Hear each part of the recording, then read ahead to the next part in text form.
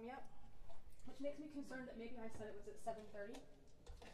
Or depending on where they're coming from, it is pretty crappy. So hopefully they'll just.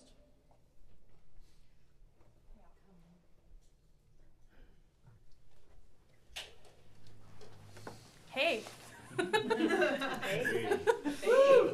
Woo. Thank you very much. So this is our annual holiday concert, and this is the last Cozy Corner concert of 2012. This is a holiday concert? Yeah. I hope you practiced your holiday songs. You wore your red shirt. We did attempt to put up some Christmas decorations. There wasn't any room for the tree this year because I moved my piano down, and it's like, where do we put the tree? We could put it back there in the corner. Piano's better than a tree anyway. That's true. Absolutely. You could hang ornaments from the piano. We thought about it. We were thinking that we would hang a little ornament from this little thing there, but there wasn't a stick presents. There wasn't a thing. Yeah. Oh, you should have had me bring one. I know. Anyway, this has been an awesome concert year. We've had some amazing people come, and every show that we've had this year has been just the coolest audiences, and most of them have been sold out. And so I feel really fortunate. And even better, I have Scott D. Davis back. We went and did our tour in June. That was the last time we performed together, and so now we get to do it again. I'm really excited. So we're gonna do kind of a mixture of holiday songs and original songs, and kind of give you a little variety. I'm gonna start off. I don't have a Christmas tree to dedicate this to, but this is my version of "Oh Christmas Tree." So think of that tree that's out in the front yard. So, "Oh Christmas Tree." Just hang one ornament on it. Yeah.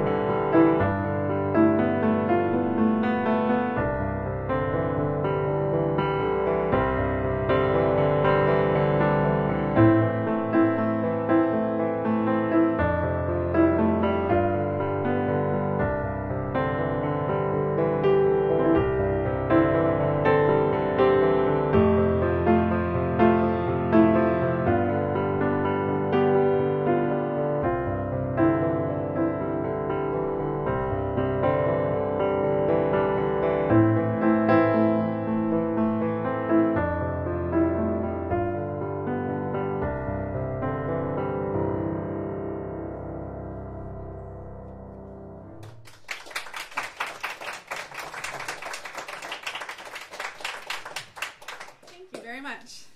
So arranging holiday songs is not as easy as it sounds. It's not like we just sit down and we're like, all right, Jingle Bells, and plunk it out, and it's like, okay, we've made a song. You want to try and have it be original and kind of have it have your sound, and I like to try and add a little bit of my own stuff into each song. And so when I was doing Christmas Plain and Simple 2, I was like, well, what song should I do? Because I have Christmas Plain and Simple 1, and that one has, you know, more of the lively songs. It's got Away in the Manger and Joy to the World and some happier tunes. And so I was kind of doing Christmas 2 as more of a dark album with the minor keyed songs. And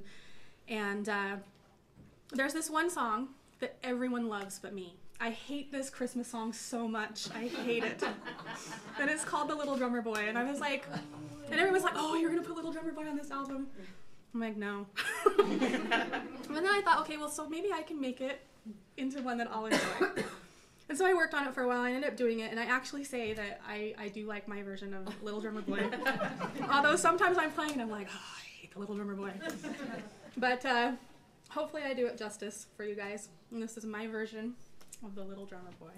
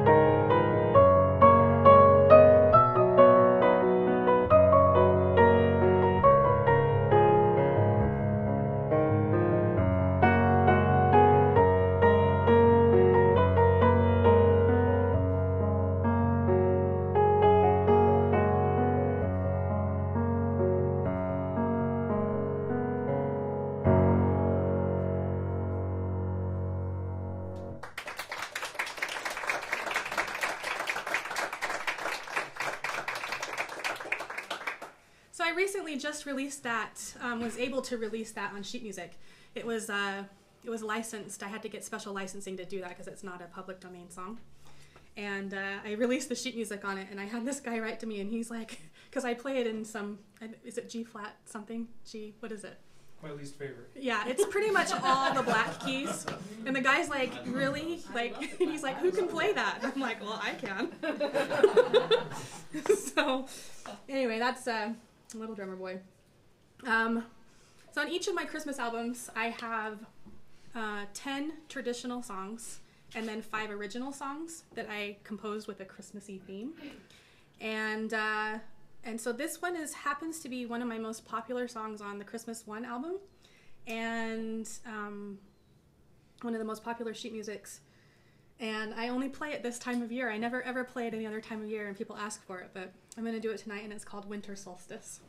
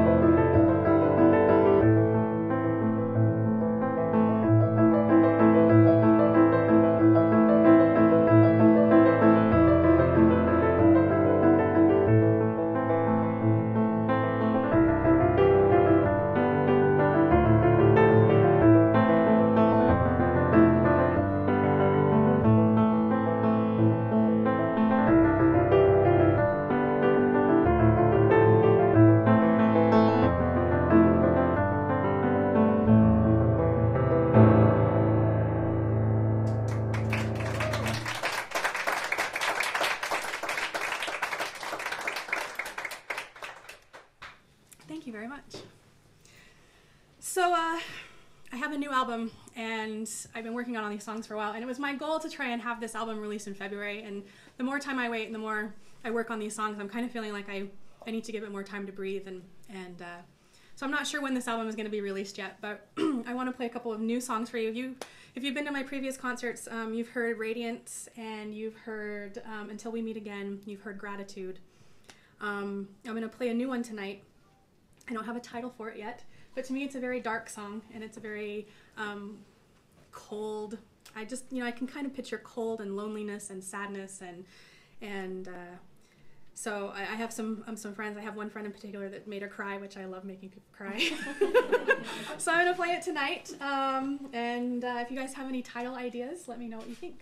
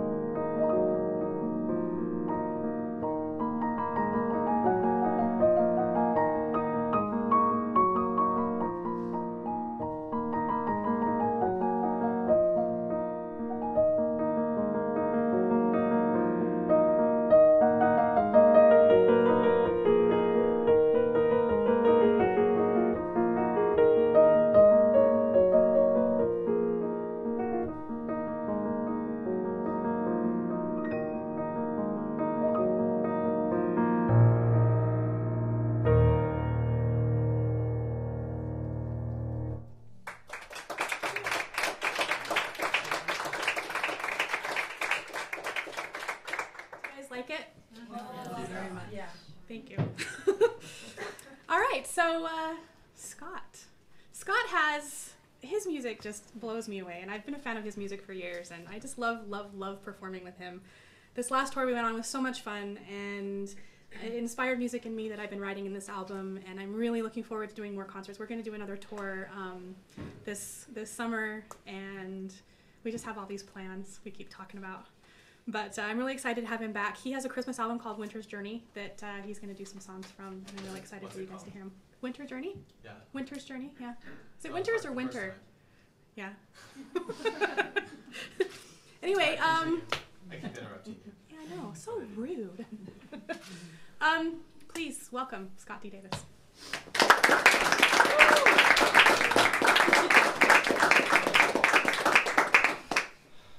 So, I'm going to play a song called Winter's Journey. Or maybe it's Winter Journey. I'm confused now. Now this is, I decided to do a Christmas album. Some people think that's a little weird for me, but I love Christmas music. I almost think it's a shame that, like, a lot of the melodies that Christmas carols are based on are actually older than Christmas itself. They're these really old, like, folk melodies that go way, way back. And then, you know, at some point, like in the Middle Ages or since then, people like attach these Christmas lyrics to them. And now these melodies have become Christmas songs and they're off limits 11 months of the year. And that kind of drives me nuts. But, so I decided to do this album. And it was interesting how it came about because when I decided to do it, I'm like, my goal with this album was to take these melodies and just really get that whole commercial cheesiness totally out of the way and just try to get at the heart of these beautiful melodies that have been corrupted for so long. and so right around the time I was thinking about that, I was composing this song called Winter Journey. This is an original piece, but this is the song that set the tone and defined the style for how I would then go on to approach all of the Christmas songs to follow. And so I don't like to do anything normal, so I have a Christmas album called Winter Journey, and the first track, the very first song on the album is called Winter Journey, and it's not a Christmas song.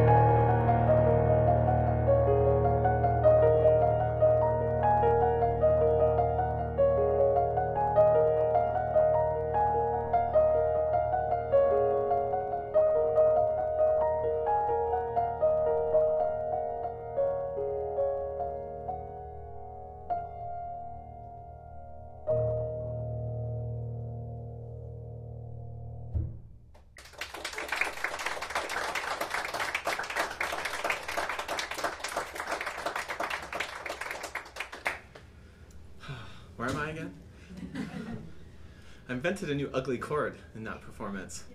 Yeah, that was cool. I like that. Can I say something? I heard that on Pandora last week, Mm-hmm. and I hadn't heard it before. And I thought that is the most coolest song, and I ran down to see who it was, and then Scotty Davis thought, sweet, he's gonna be at Michigan. I really, really liked it. It just caught on, and I ran Cool. down Thank to you. Pandora to see who it was. You know, click the like, and then I read your name, and I thought that's gonna be awesome. That Cool. was an incredible thing.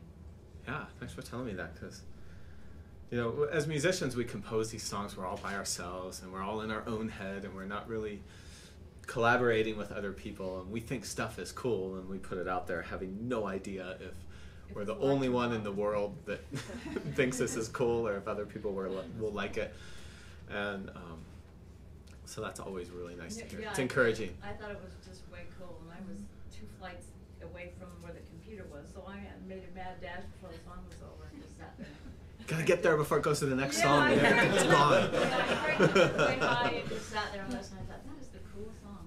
So I was just really pleased. I thought, yay, Scott's gonna be there. I can meet that. Sweet. That was cool. Yeah. Cool. Well, on that note, I'll play Sweet Child of Mine. How about that? Yes. You guys like Guns N' Roses? I know some of you do. Yeah. Yeah. Any Guns N' Roses haters in here? You can be honest. Michelle? I'm just kidding. Cool. All right. Guns N' Roses for Christmas. It's my favorite. This is kind of similar to Winter Journey in the beginning. I just noticed that. All right. Here we go.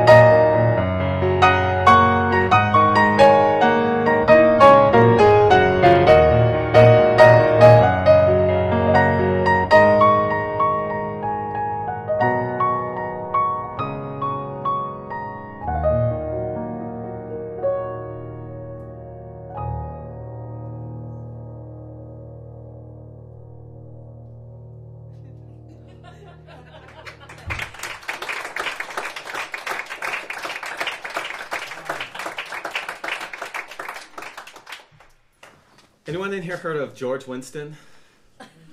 Yes. You ever seen him live?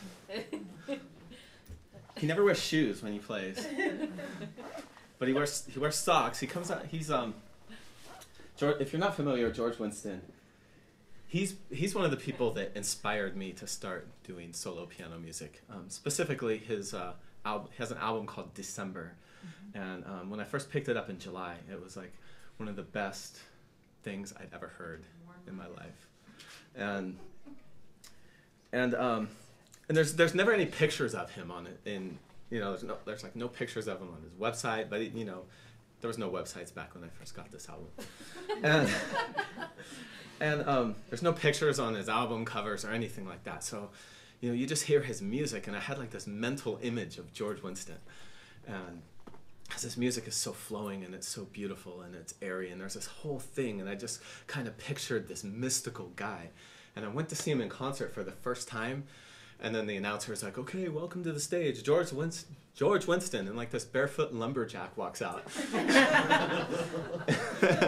sits down at the piano, and I was like, "That's not what I expected." But I've been so lucky in that it was back in 2004. I had a chance because of my last real job. I actually worked doing PR for a theater, for a performance venue, and George Winston came to do a couple shows there, and we managed to talk him into letting me open and play a few songs before he performed. And then I learned another thing about George Winston, that he likes to rehearse for his shows from 2 a.m. to 6 a.m. in the venue. And so the theater manager who I worked for, she's asking all of us employees, "Okay, who wants to, work this shift through the middle of the night?" And I'm like, me. I want to do that. So it was the most amazing evening, just me sleeping in the front row while George Winston serenades me to sleep at 3 a.m. And then towards the end of that time, I kind of wake up and I go over there, and he teaches me how to play my favorite song of his. And it's actually not his melody, it's Carol of the Bells. But his version is so unique. It's like unmistakably George Winston. And so George never plays this one the same way twice. So I'll probably play it closer to the record than he does, but not exact. I just got criticized recently on Amazon by a reviewer. They're like, "If you're going to play a George Winston cover, you should get all the notes right." Anyway, that's another story. Gotta love the internet. So, no pressure to get the notes right, right? Right. Is that the right note?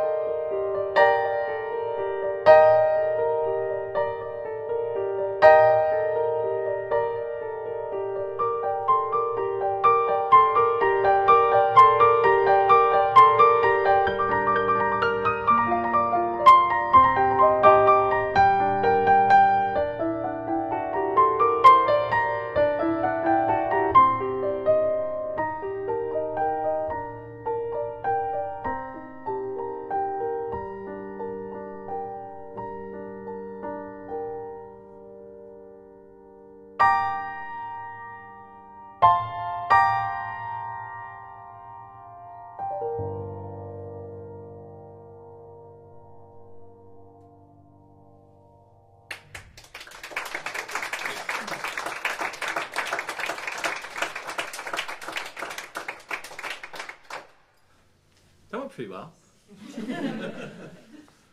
But it's so funny. It's amazing the things that happen in a pianist's mind while we're performing.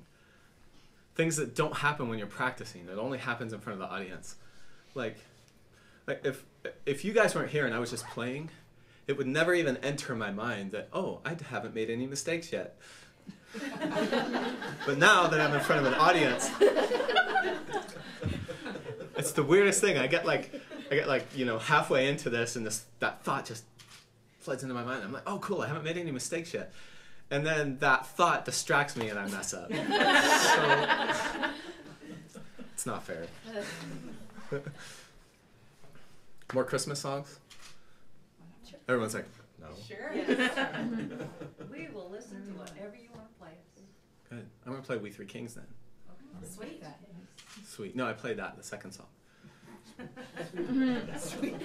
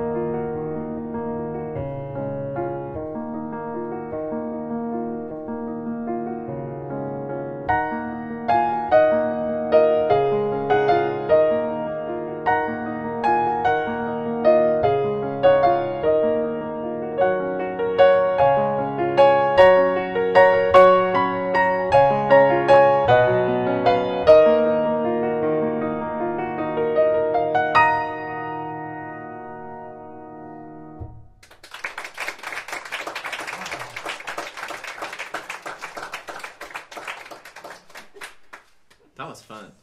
Yes, it was. I'm ready for a break now. Are you guys? So, I don't know if you've noticed. Well, some of you have been here before, and you know the drill. But we do have CDs over there. Michelle has songbooks and other cool stuff. I just have CDs. And the deal is, we as artists, we're kind of in a unique business in that we have a product that comes straight from our heart. And if you ever try to put a price on something that you just poured out of your heart, it's like you can't do it. It's like the moment you do that, it almost like cheapens it somehow. It just turns it into this thing you're trying to sell, and I can't do it. Michelle has a hard time doing it. So what we do at our shows is we say, if you want to take a CD home, and you should, just pay us what it's worth to you. Which hopefully, if we played well, it's worth an awful lot to you. But it's cool. It works really well for us to do it that way. Number one, I'm pretty forgetful, so I forget to bring change. So, and a lot of people just show up with hundreds, and now I don't have to give them change, so that's cool. But we've got some cool gizmos to take credit cards and stuff too, so we're happy to max those out as well. But most importantly, if there's any of our CDs over there that you don't have, you should snag them because we think you'll enjoy it. So, what are we, about 15 minutes? And then, Yeah, I have a couple of things I have to say. And then she has a couple things she has to say. You can share. All right. So, mailing list sign-up cards. You know the drill. Fill them out even if you're on the mailing list because this will enter you into the drawing to win a free CD at the end of the show. We have a Christmas CD to give away and a compilation from Spain that a bunch of us are on, and Greg Maroney's coming. He's and then You're on the compilation from Spain? I am. Are That's you not cool. on that one? I don't think so. Oh, I'm sorry.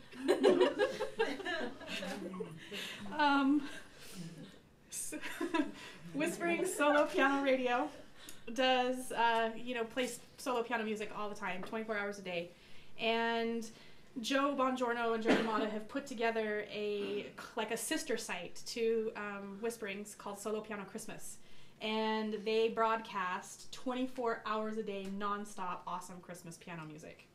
So when you listen to Whisperings now, you'll only get to get like 1 or 2 Christmas songs an hour, but if you go here, you get it all the time. There's some really cool music on this station. Do they do that year-round? This is year-round, 365 days a year. So those of you who love Christmas music in July, this is the station to listen to. Sometimes when I'm driving and I start to get road rage, like Christmas music just melts that right away. Can you get that in your car? You can get this. There's an app. You can get an iPhone app or an Android app. So anywhere you want to listen to Christmas music, this is what you want. There's also CD on the back. I'm going to be real excited to listen to that for like 10 minutes.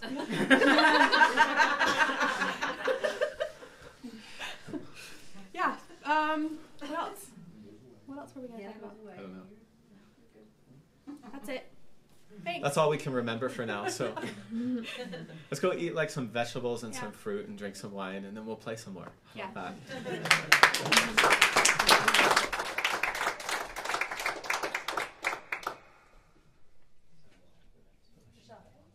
You keep recording, right? Yeah, keep recording. But turn the vocal mics down. Or everything. Yeah, just turn down the mic.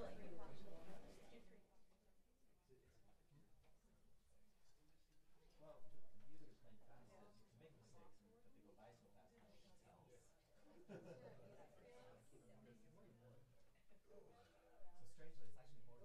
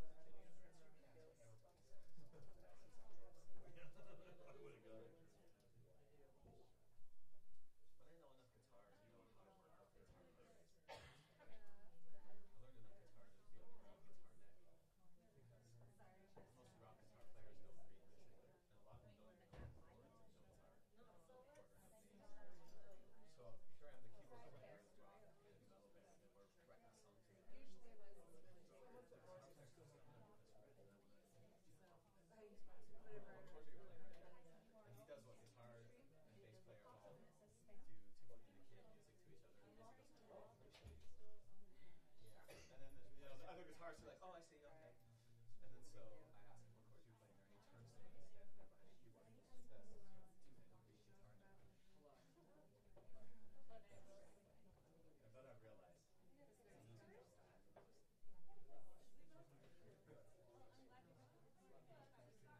Yo. We can't move the chairs. I don't think I can. I'm gonna throw you over the wall. Yeah, I've heard that story. Say that the was, don't tell me to go on. Thyroid tissue has started to spread. And if you have a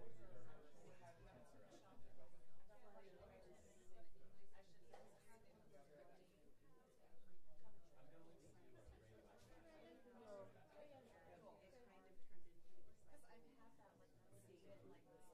It's the only so we soak it up and then all the other cells get off. Yeah, we're throwing it right here as far as the. It's kind of this unique opportunity to treat it in this case. We don't have to do chemo to do this one. Yeah. We're gonna get one just like one. Right on. At least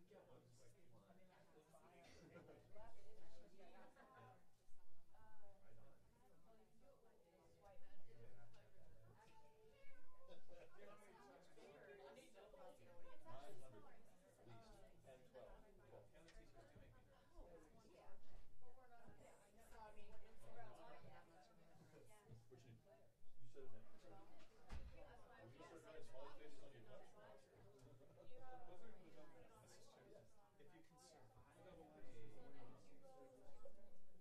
12. Piano teachers do make me nervous. Which you said it now. When you start drawing smiley faces on your notes. This is true. If you can survive a piano teacher, curious about it, like when I was in college, like a piano five. Oh my gosh.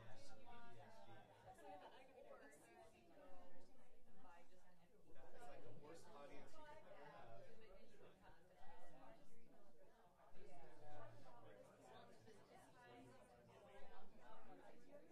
Really, the only thing that makes me nervous anymore is just like trying to consign myself for make it through. That's not bad inside. It still makes me nervous. It kind of helps me too.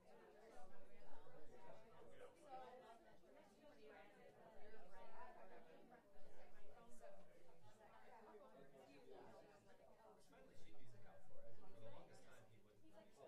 So I had to learn it by showing me. Remember I noticed that's how he. It's a bite, but then it's with the damper pedal gauge, so it's like. But he's still, I think he's still waiting for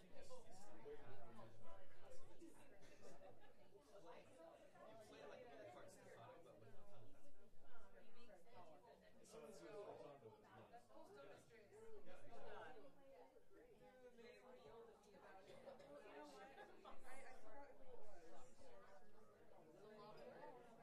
So it's really like on to it. I love that.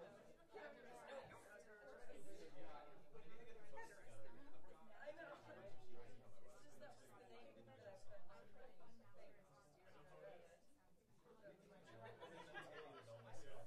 just write my name on there. So then you can upload it. So you're supposed to.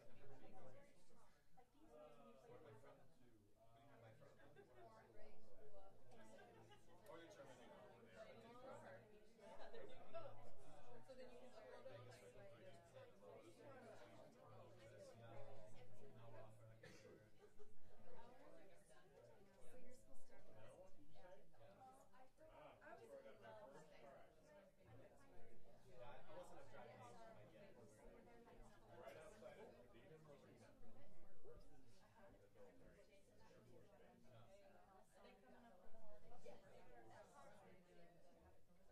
the time.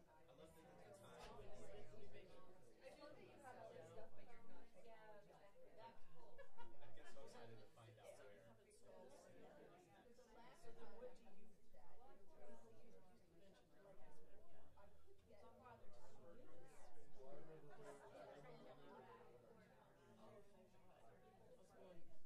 put it out in the front yard. I don't really want to put it in storage. Let's just talk about these pieces. But I haven't been forced into it, but I might I really want to try and sell them on my own side. Yeah, we technically won't do the Egyptian scale. You'd have to retune it. Pandora, you can type in Michelle McLaughlin holiday. But you can, yeah, you can sort of, Christmas and it does yeah, you can create, like one thing you can do that sounds But I sort really of love good that. Egyptian sound. I mean, I love Scott's Christmas ones also. I have it. It's really pretty. No, obviously you don't have a minor scale. In the top half of the scale, you make the bottom half just like that. You stack it. So you just stack that. So you get that tritone right before the fifth, and then the top. Yeah. I try not to think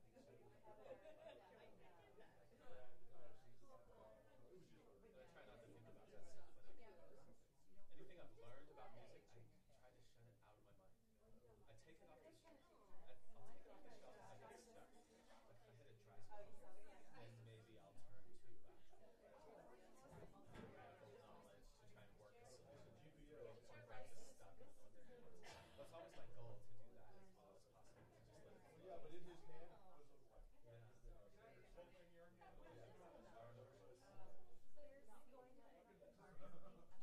Something in your hand? Not when you compose.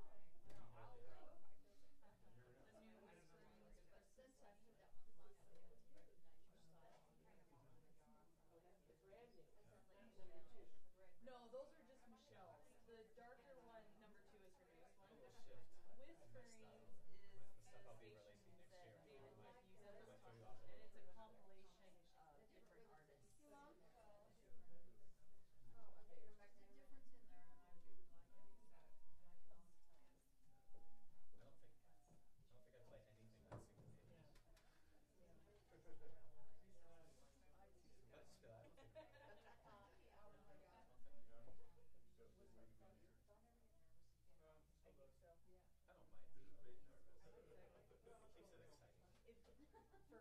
For Christmas I songs, think I got to the point where I wasn't nervous at all.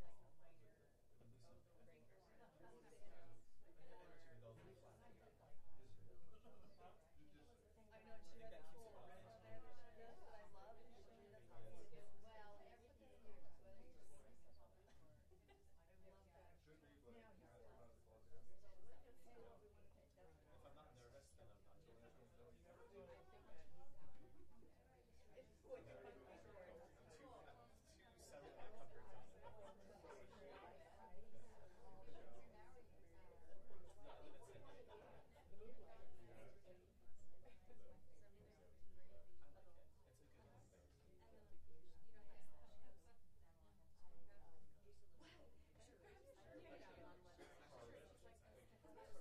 I like it. It's a good one thing. I pulled them out, and I'm like, you only did one here. Fish markets are good. That makes sushi at home quite a bit. Yeah, I love the great. You can only do that if you have access to good fish. Oh, awesome. Oh my gosh. Oh, I'll wear it to my God. Oh my gosh. Oh my God. You baby. Is that how the Joel's even doing this dish? Oh, okay. Perfect. And then I guess we became segregated. And then And so the Joel's just get the other way to calculate them I there. like to visit the snow, but I don't want to live in the river. And then the second one. Yes. They're long, they're like,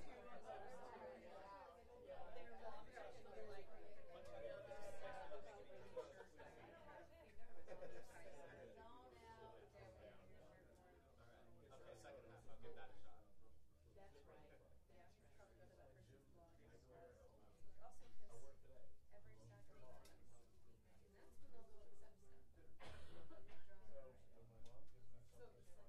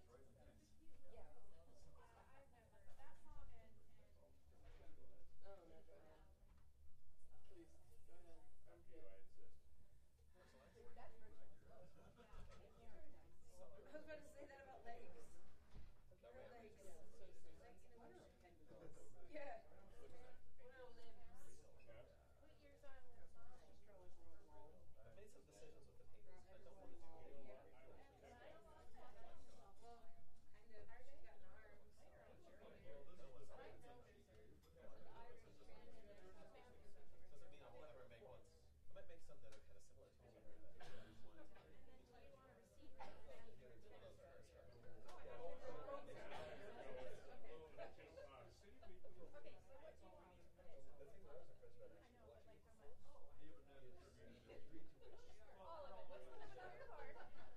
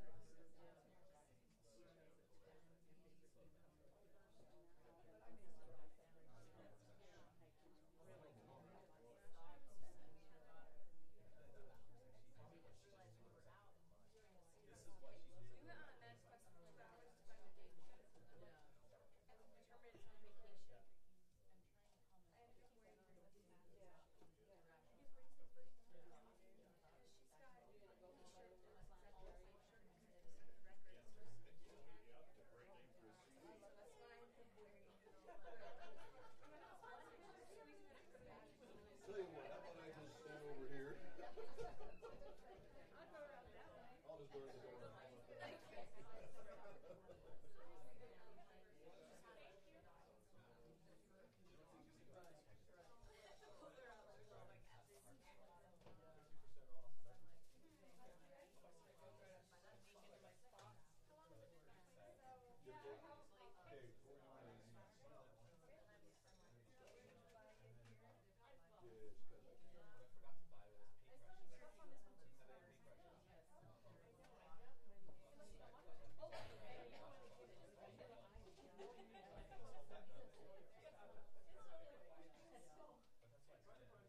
Okay, going on is So should I go to your website, Michelle, to find out what you have in order tickets?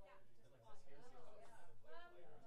Yeah, no, you can go online and you can call me. You can either reserve with me and say when you come, or buy it online. Either way. I don't have anything listed. I don't know why I started doing that. I was just experimenting. That's And fine. I'm like, oh, that looks cool. I'll just keep doing it. So I just kept doing it. Then I don't have your right phone number somewhere. And then I thought it was done. Why are you calling us?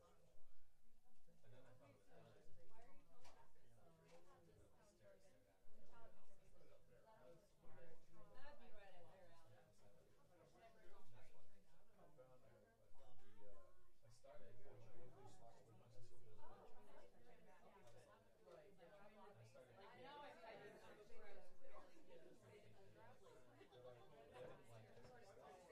It's like bluegrass style Italian. Oh my gosh. It's called Fade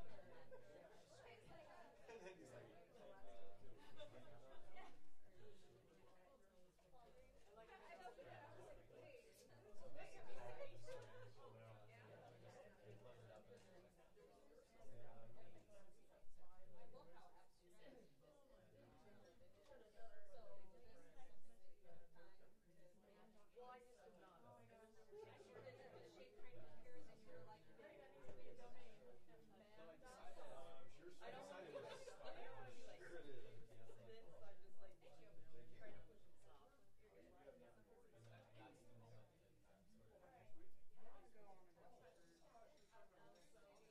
But it was actually a last round decision.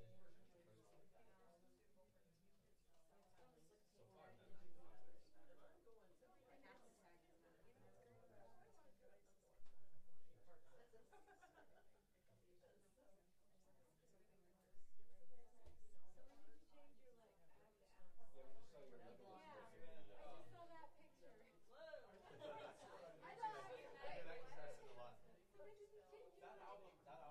broadcasting. People are saying, refresh the meeting.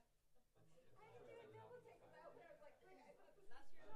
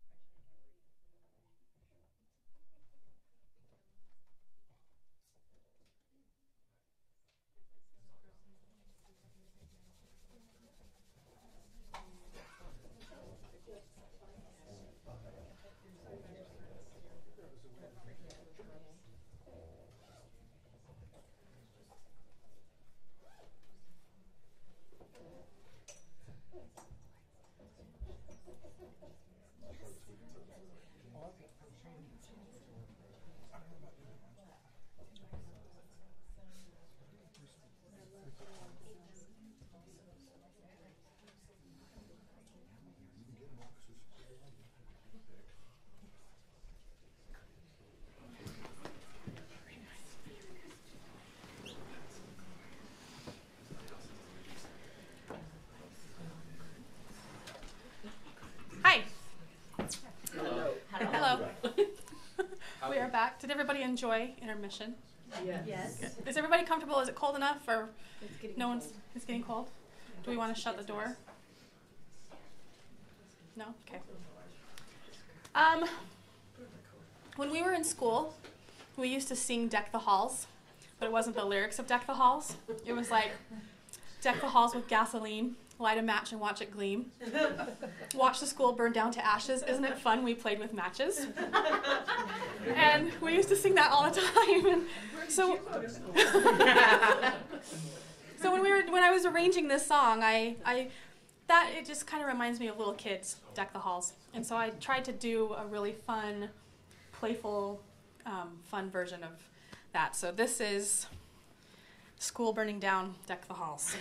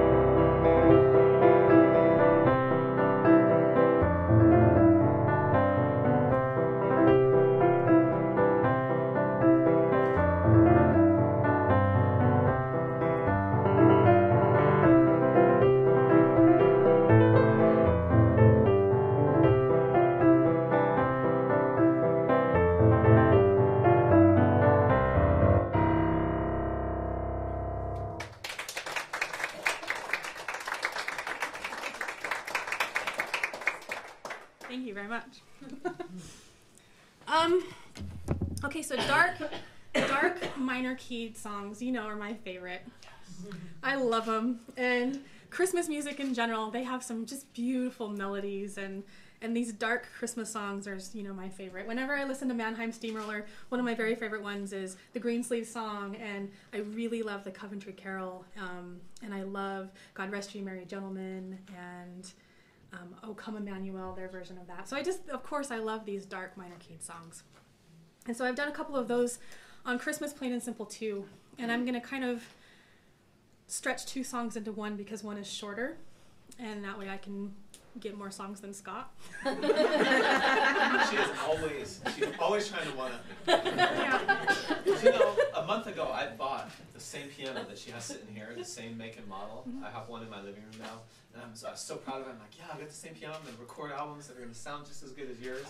And what does she do yesterday? She goes and gets another new piano. Yeah, I bought a new piano. It's Totally an infinitely better piano than this one, and this one's really fantastic. So I'm never gonna win this battle. no. It's kind of like sibling rivalry a little bit, I think. Yeah.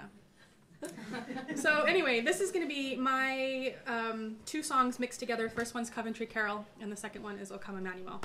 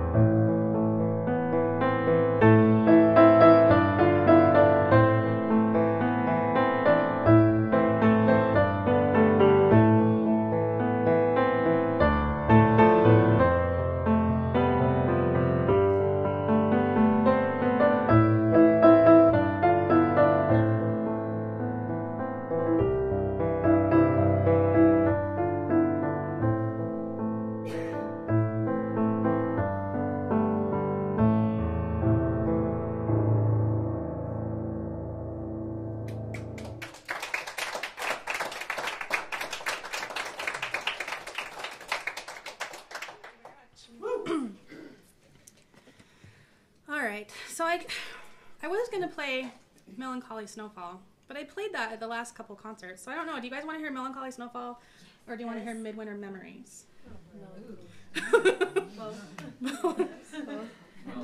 Melancholy Snowfall? I wasn't here for the last couple Oh, okay. So this one's dedicated to Scott. Melancholy Snowfall. I really hate the snow. I hate it so much. Me too. Yeah. It's and it was snowing the last time we came too. And, yeah. And you played it, and now it's snowing. And what? It's really beautiful when it's far, far away, and I don't have to drive in it, or I don't have to shovel my walks. But this song started off is not. It wasn't about the snow. It's kind of just about the sadness of winter, because the holidays are hard for a lot of people, and it's not happy for everybody. And so when I was composing it, it was a sad song, and it just reminded me of the loneliness that some people feel during the holidays, and so that's what it's about. It's really more about that. But over the years, when I've performed this song and I talk about it, it's become really my ode to my hatred of the snow. This one's Melancholy Snowfall.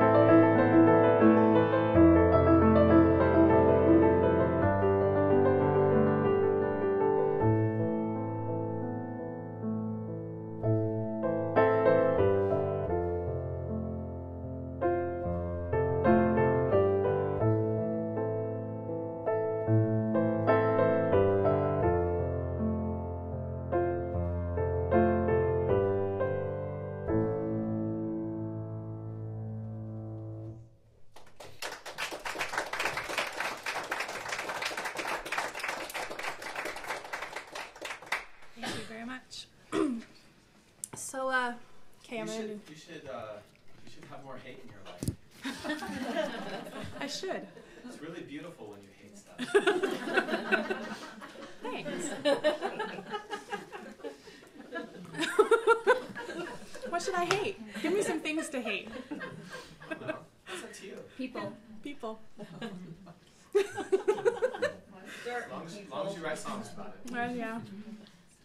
Okay, so I have a new one that I really, really want to play it for you. And I have been practicing and practicing and practicing, and there's this spot that I just cannot get through. That's okay. And I thought, well, you guys don't care if I totally butcher this one spot in the song, right? Right. Okay. We are not the panel at the college. Well- It hasn't passed. You guys won't get up and leave and storm out if I make a few mistakes. Well, Maybe. Yeah. But wait, this song's still technically a work in progress, right? It is a work in progress. This song So is we not. won't know. It's not complete. Yeah, So whatever happens is what's meant to be. that's true. That's true. And I love it. So every album I have a song that might be my favorite, and I think this one kind of might be my favorite. too. So it was inspired by my trip to Alaska with my sister. Back in September, we took a cruise up to Alaska. And cruising's not our favorite thing, but seeing excursions and flying in helicopters and seaplane adventures over the misty fjords, and that part was really cool. And so I thought, well, should I do a whole album dedicated to Alaska, kind of like I did a whole album dedicated to Ireland, but this song has to be right now. And so I started composing it, and there was this one particular morning where we were going up the Tracy Arm Fjord, and it was the scenic cruising, and it was just gorgeous. And a fjord is where the old ancient glacier beds, carved valleys into the mountainsides, and so there's water and then deep, super steep cliffs on both sides, and it's all granite with trees. And it was raining that morning, and so there were waterfalls everywhere. Literally more waterfalls than I've ever seen in one place in my life. And the water was this really cool color of blue, and it was just really peaceful. And there were icebergs in the water, and this whole entire trip to Alaska, I really kind of felt this spiritual connection, like I guess some people would call it God. I kind of just felt like I was connected to the universe, and it made me a little bit emotional. Like a couple of times I looked at Elizabeth and I'm like, I think I might cry right now. So I ended up composing this song, and while I was composing it, I was thinking of that morning up Tracy Arm Fjords. And Elizabeth titled it. It's called Spiritual Awakening.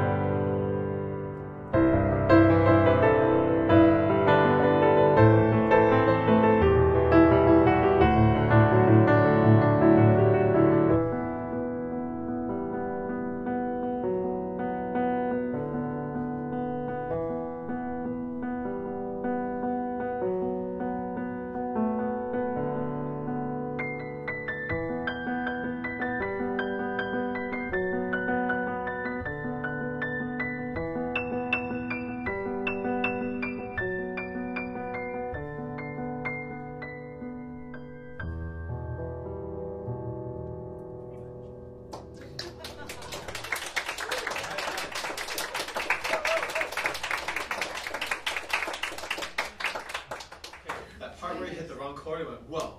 Yeah. Consider making that the right chord. It was Okay, so pretty I'll have cool. to go back and listen because I don't even know. Yeah, listen to it back on the YouTube, the Okay. Ustream thing, because it actually sounded pretty cool. Okay. Yeah. Do you guys like it? Yes. Okay. Beautiful. Oh, I knew I wouldn't make it through.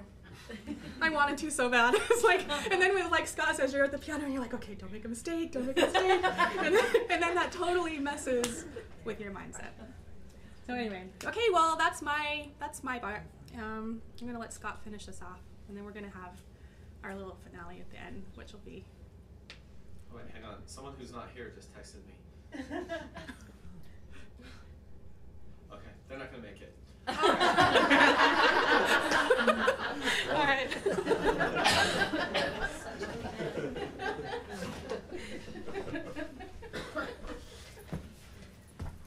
Wow, these ceilings are awesome.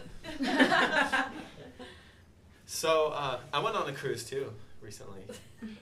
It was fun. We didn't go to Alaska. We were in the Caribbean, but this was a themed cruise. It was called Shipwrecked, and it was pretty cool. I got to. So there's this lineup of 20 bands performing, and and it was sort of like being on a luxury pirate ship. Because everybody on board had tattoos and piercings or weird, crazy eye makeup and stuff like that. But more importantly, there's this list of like 20 bands, 20 music performers that were performing on this 5-day cruise, and most of them are current favorites or metal bands I grew up listening to, idolizing, this sort of thing. And right second from the bottom of this list of 20 bands, there's me. Couldn't have been more happy. It's funny because like when on the posters and stuff, it's like at the very top, it's like Korn, Godsmack, and then you've got like 10 Years and Seven Dust, and then as you go down the list, the names, the font gets smaller and smaller. And at the very bottom down here, here's they don't use my name for this. They called me Pianetarium, and it's like really. You kind of had to get out the magnifying glass. Oh, cool. There I am. And I was super happy to be performing and hanging out with and even jamming with members of all these bands that I really am into, and finding out that they're not normal people exactly, but they're still human. And it was pretty cool. And I don't know why I just told you that story, because I got jealous of Michelle's cruise story, so I had to share some. So, I guess I'll play some Metallica then. On your cruise. Huh? You got to play piano on your cruise. I didn't get to play on mine. Yeah. So I'm jealous of you. Yeah. I was required to play piano. But you know what was really funny is there was probably 5 pianos on the ship. And the only one that I didn't like playing was the one on the stage where I was performing. So I would sneak off like into the wine bar, into these other little venues, at times when no one was performing in there, and I would start playing, and crowds would gather. My best performances on the ship were the ones that were not scheduled. People would just be walking by and they would stop, and I was just sitting there jamming, and it was really fun. And actually, I'll play one of the songs that accomplished that.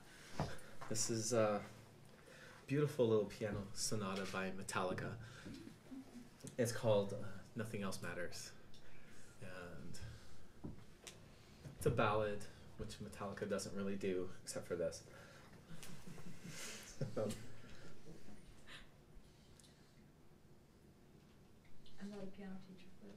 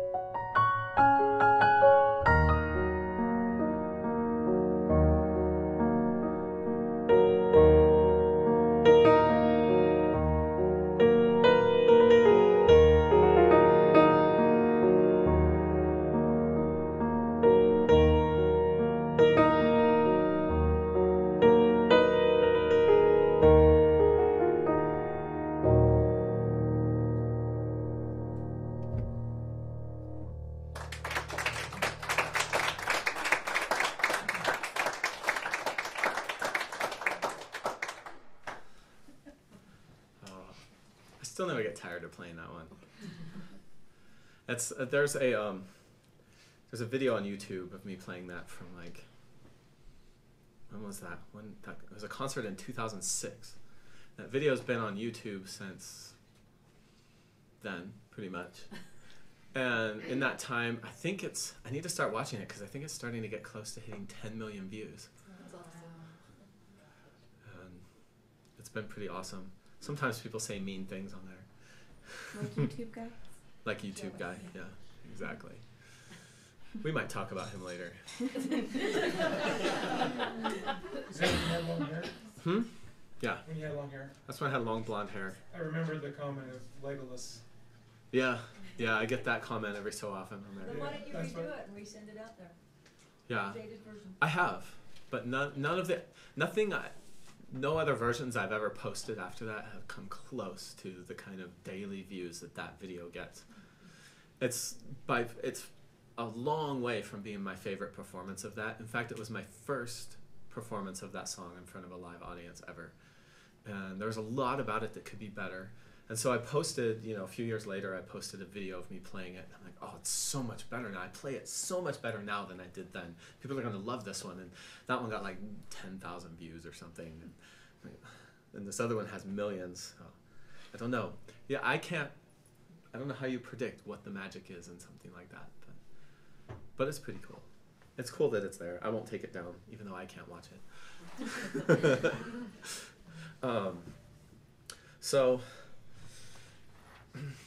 I kind of like Michelle. I have a Christmas song that I've always hated. And this one is, for me, it was Silent Night. I know a lot of people like that song. Some people get offended. I'm like, I've always hated Silent Night. Some people are like, what? But for me, it's always been just kind of, it's slow and it's boring. And there's lots of slow songs that aren't boring, but this one is slow and boring usually. But for some reason, I decided, I got to play around with it anyway. And I think because I hated it so much, I felt the need to really corrupt it. And Silent Night is a song that's in a major key. And you probably have never heard me play a song in a major key. It's just not something I don't know what it is. But to me, major keys always sound kind of hokey. Some people love it. Anybody who's a great composer would say you should be able to compose interesting music in any key, but for me, major keys just don't usually happen. So I took Silent Night and decided to try and make it into a minor key. And it didn't stay that way. It starts out in a minor key, and then it sort of gradually evolves into the major key, the hokey part, and then it comes back to the minor key again. And so strangely, this ended up being one of my favorite tracks on the Winter Journey CD. And maybe it's just because I had to write it myself, but I finally found a version of Silent Night that I like.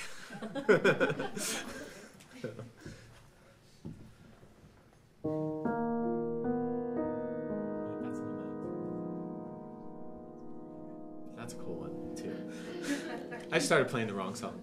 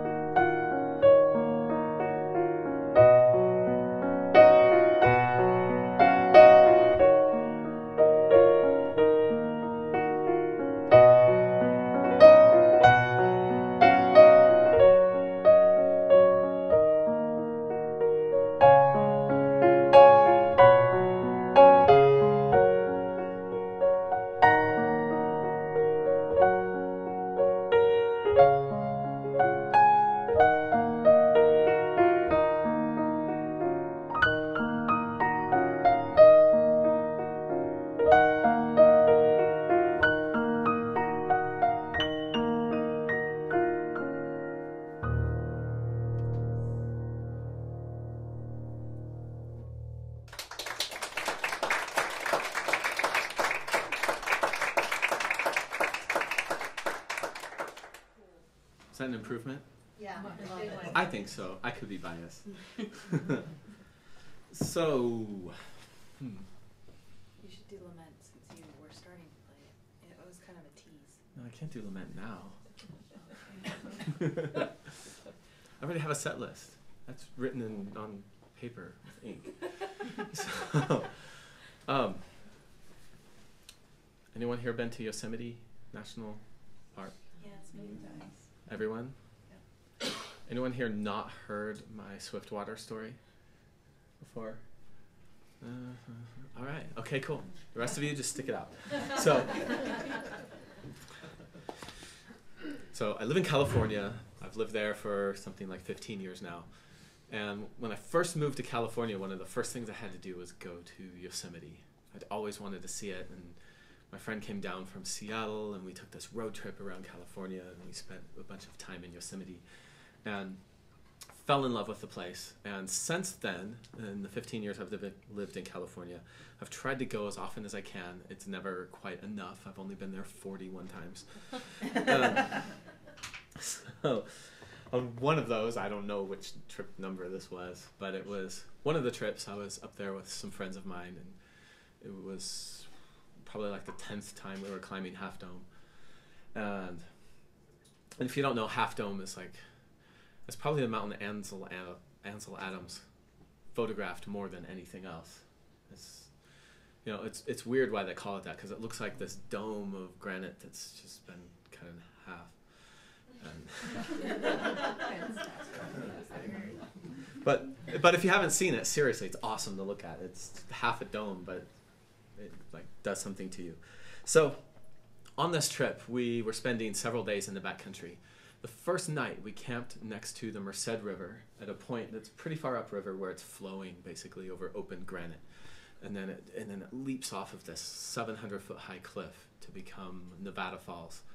And then below that, it goes over Vernal Falls, and then goes down into the valley. But so that evening, I decided after we set up our camp, I would go sit by the river and watch the sun go down. And I could not actually see the sun go down from where I was sitting, because there were trees and mountains behind me where it was going down. So I watched what it did to everything else.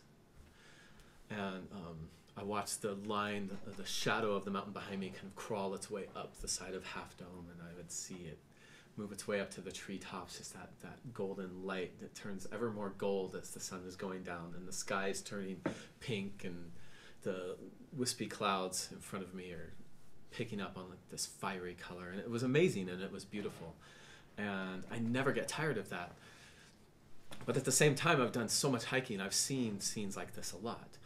But something very unique took place that time, and I felt this sense of peace as I sat there. And I don't know how to describe it beyond that. It was more than just feeling peaceful and look, everything's beautiful. There was something so just deeply profound about that feeling. And it didn't last very long, but it stuck with me for the rest of the trip. And when I got home, we did this major adventure, climbing a mountain peak, and some of us almost died along the way, but maybe not. But it was that moment by the river as the sun was going down, and that feeling of peace that I felt that stuck with me more than anything else. And even now, just years and years later, it's still just an amazing thing to look back on. It's never happened to me again in my life, not to that degree. And so I composed this piece about it, and one of the things that occurred to me when I was composing was that it was a little bit strange that this is the place that would happen, that I would have the most profound sense of peace of my life. Because the other thing I could see, besides the mountains and the colors changing and the river and the waterfall, is a sign put next to the river by the park rangers. And the sign says, word for word, it says, "Warning, swift current, slippery rocks. If you slip and go over the waterfall, you will die." Yeah. But in case that wasn't clear enough, they had a drawing of somebody falling over the waterfall. So, here it is, short story long. I call this piece Swiftwater. And it is about the most profoundly peaceful moment of my entire life while I was sitting next to a river that wanted to kill me.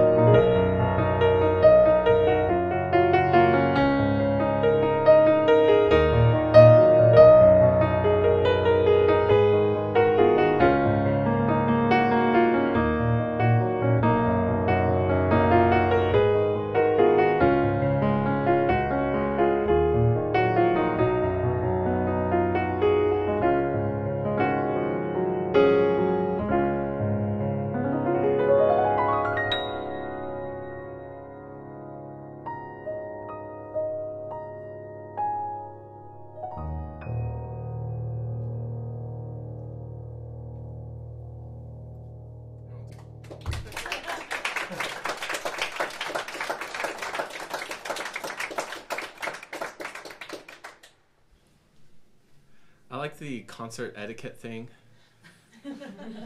You know, some say, well, you don't clap until the pianist takes their hands off the keyboard, puts it on their lap. But then if I'm holding the pedal, then what do you do?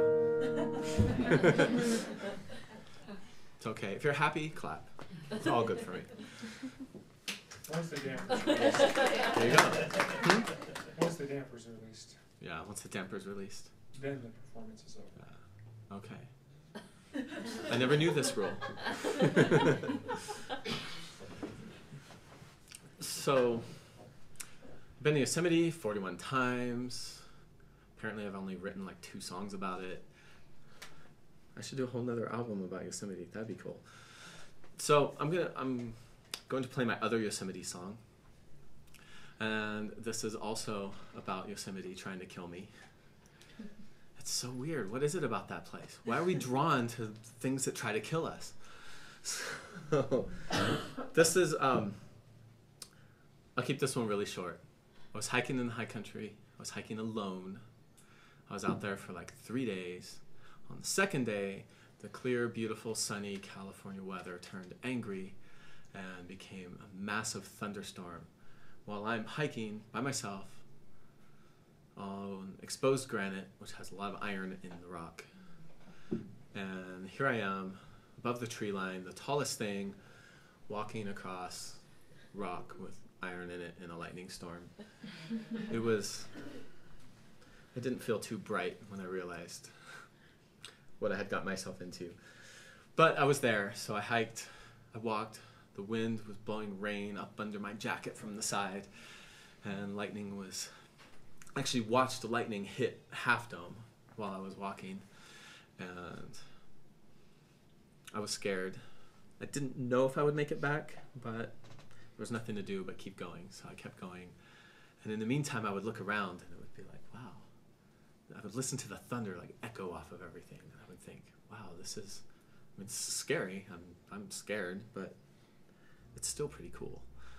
So here it is. This is Soul of the Storm. My experience walking through a thunderstorm, feeling like a lightning rod.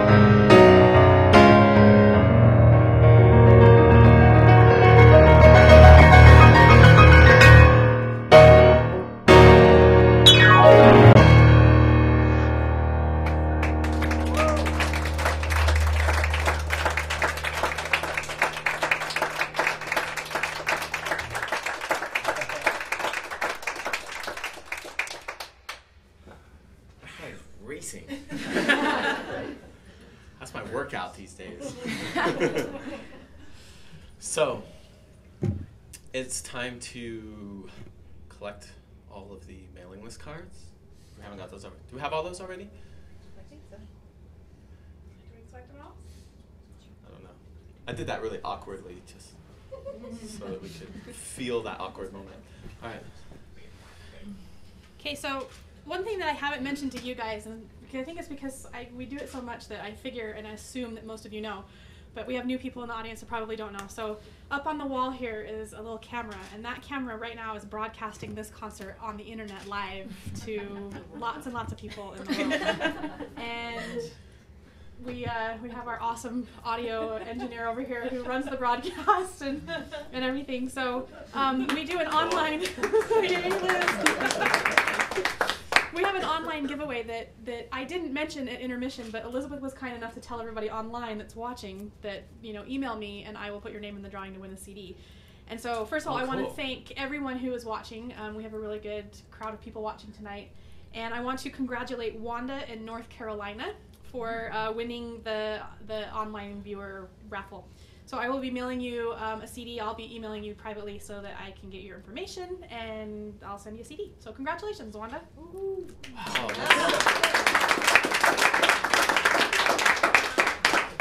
That's badass. I didn't know we were doing that. All right. Everybody has a card in that wants to win a CD. Let me tell you about him. Greg Maroney. He was just here in October. He has a Christmas CD called A Christmas Collection, and it's really good, so we're going to give that one away. And this is the Christmas Whispering CD. So there's 16 Whisperings artists that have Christmas music on this compilation album as part of the solo piano Christmas thing that I told you about earlier. Cool. And then we have the Best of Reviews New Age, the piano, and this is out of Spain. There's a guy, his name is Alejandro, and he does a review site where he reviews New Age music. And he's just really a lover of New Age music, and he's an enthusiast. And he put together this compilation album of his favorites. No, I'm still not on there. Well, this is a really good one, too.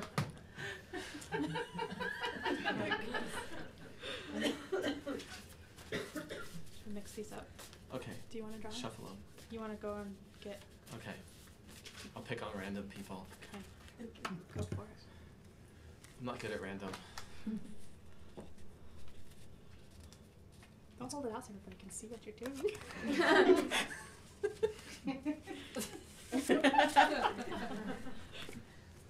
Oh yeah. I'm a terrible poker player, by the way. Okay, we'll do it like this. I'll go for convenient over random. Okay. Go fish. Hey, look, it's me.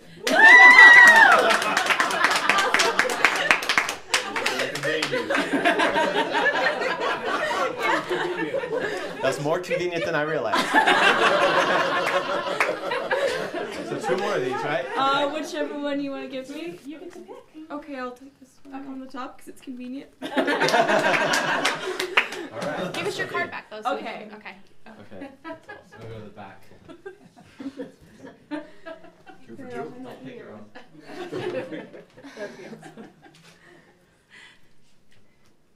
This is Mike Stevens. Hey. Woo!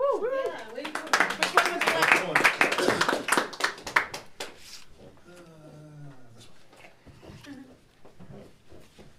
Okay. And the lovely couple in the front row. No, just one. Oh my gosh, Liz.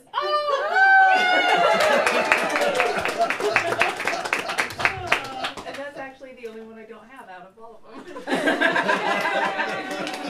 How convenient. How convenient, right? It's just full of convenience. You're welcome. Okay, so at the end of each show, we do a finale improv where we just kind of jam on the piano and make something up.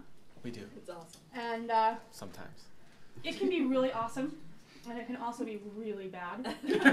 And we actually, on our tour together, we had a couple of shows where we had a little bit of both. We had suckage and awesomeness in the same improv. suckage, yeah. I figured out a pattern, and it kind of flies in the face of what I was taught growing up, is that whenever we would sort of rehearse an idea for an improv and kind of, just do a dry run of it, play it through that day before the actual show, they always sucked.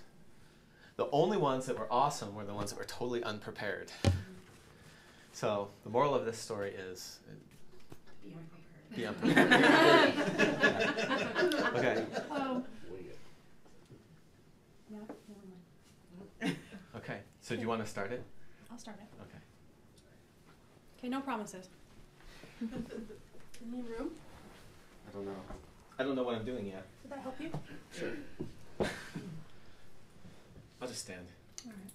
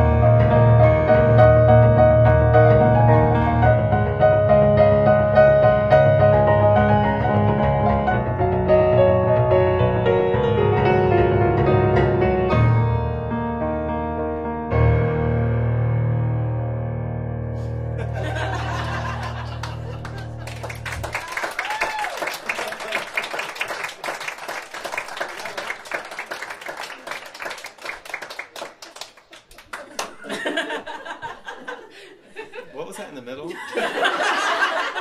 Yard sale. Was that like, that was like the Tim Burton. Danny Elfman I think piece or something. we needed Yeah. some clown car in that song. That was like the goth clown thing right there. That was awesome. Cool.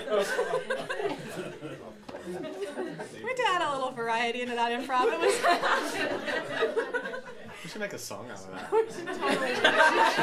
Should. Yeah. Did you guys have fun?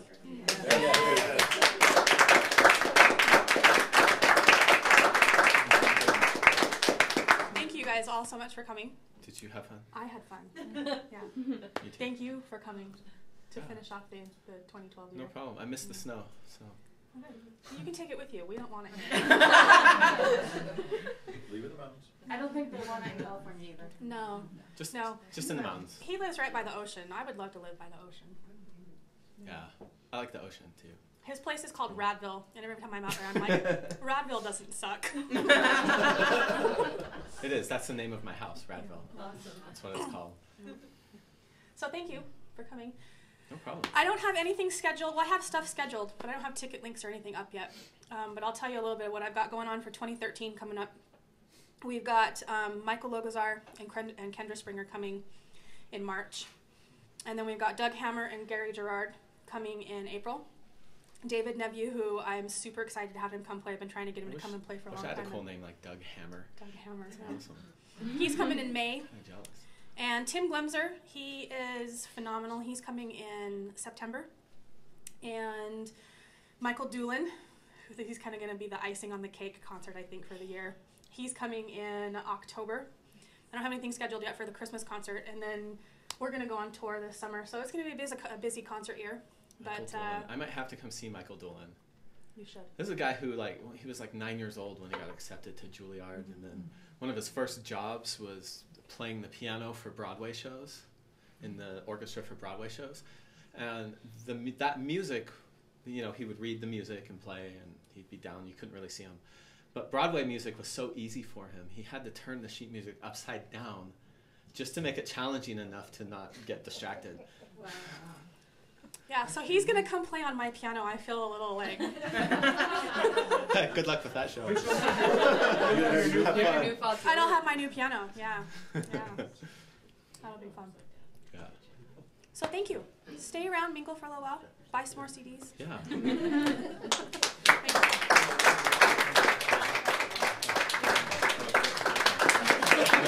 Try it again. Okay, you count it off.